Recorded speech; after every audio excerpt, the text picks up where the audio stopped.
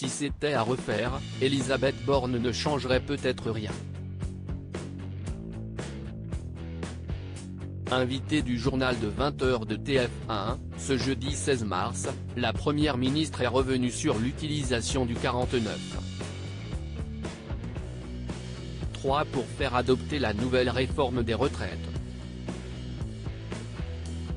Un procédé qu'elle explique à Gilles Boulot: jusqu'à la dernière minute avec mes ministres nous avons tout mis en œuvre pour réunir une majorité sur ce texte. Assurant qu'avec le président de la République, elle souhaitait aller au vote, elle déplore que certains au sein du groupe LR ont joué une carte personnelle en contradiction avec ce que portent les Républicains depuis des années. Et ce qu'ils l'ont même proposé il y a quelques mois.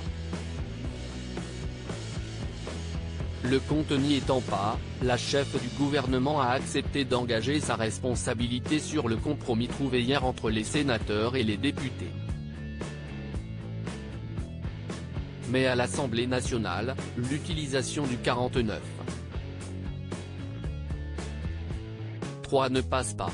En arrivant dans l'hémicycle pour justifier son choix, le bras droit d'Emmanuel Macron est hué, sifflé et confronté à des élus de gauche entonnant la Marseillaise après l'avoir appelé à démissionner. Face à ces cris, Elisabeth Borne s'est dite très choquée.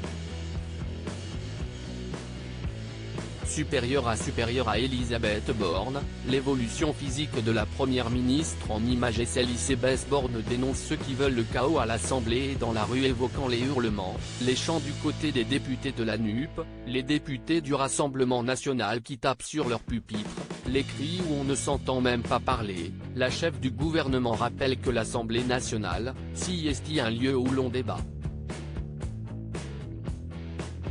Si on ne veut pas s'écouter, je pense que cela traduit le fait qu'un certain nombre de groupes d'opposition ne respectent pas nos institutions, déplore l'ancienne ministre Travail, de l'Emploi et de l'Insertion de Jean Castex.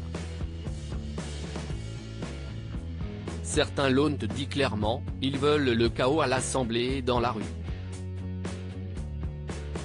Agacée, Elisabeth Borne met en garde: je suis certaine d'une chose, le chaos, le désordre, ce sont les Français modestes qui en payent les conséquences. Ainsi, elle assure à Gilles Boulot que ce qui se passe en ce moment, elle ne le vit pas comme un enjeu personnel, ce dont on est en train de parler, si est d'un élément crucial de notre modèle social, si est de notre capacité à le réformer pour assurer sa pérennité. Avant de promettre que la seule chose qui, la, préoccupe est d'apporter des solutions pour son pays. Et de conclure en sous-entendant que son avenir à Matignon pourrait être décidé par le vote à venir. Crédit photo, capture d'écran TF1/JT 20h.